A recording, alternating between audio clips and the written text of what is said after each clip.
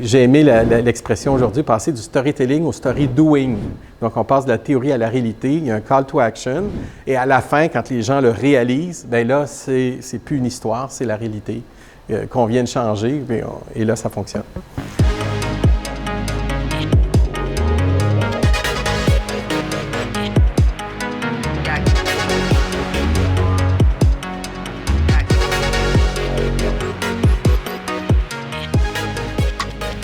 Alors, c'est un plaisir. Aujourd'hui, on a une journée sur le marketing numérique et le storytelling. Le storytelling, c'est la clé du succès pour les entrepreneurs aujourd'hui dans les médias numériques. C'est puissant. Votre histoire, c'est vous.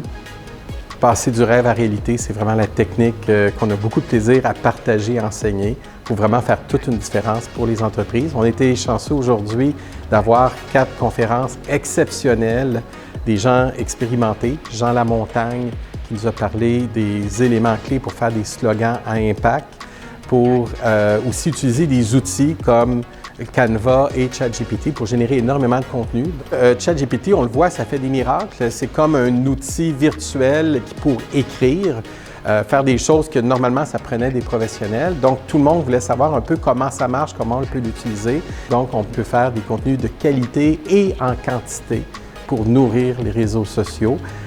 On avait Pierre Rama, expert en storytelling, Patrice Caron qui nous a parlé des enjeux de l'intelligence artificielle, des forces, des faiblesses, des limites, donc d'avoir un jugement.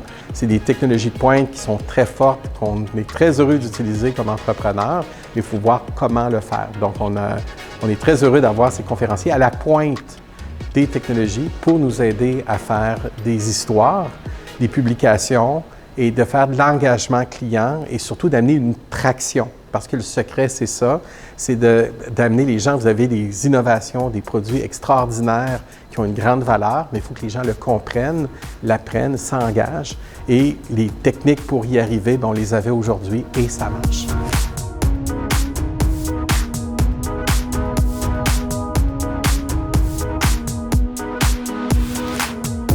L'autre chose qui était vraiment intéressante puis que j'ai apprécié parce qu'on le faisait, on le fait dans Défi Croissance, c'est la courbe d'innovation, la courbe d'adoption. Donc, de cibler beaucoup mieux les personas parce qu'on a des marchés cibles, des gens qui s'intéressent à ce qu'on fait. Mais quand on fait quelque chose de nouveau, c'est pas 100% des gens qui peuvent profiter de votre produit qui sont vos clients potentiels. Les early adopters, c'est peut-être 2%. Et ça, c'est très dur de les cibler. C'est une erreur courante. Puis de reconnaître un peu les premiers clients, on veut faire de la publicité, mais pertinente, on veut que ça convertisse. Fait que si on s'adresse au marché de masse, monsieur, madame, tout le monde, qui ne sont peut-être pas des innovateurs, on perd notre temps. Et ça arrive trop souvent qu'on fait du marketing non ciblé, surtout quand on fait de l'innovation. Donc ça, je pense que les techniques, la courbe d'innovation, la courbe d'adoption, ça, on va rebâtir là-dessus, on va en reparler, parce que ça augmente de beaucoup l'impact de nos campagnes de communication avec cet outil-là.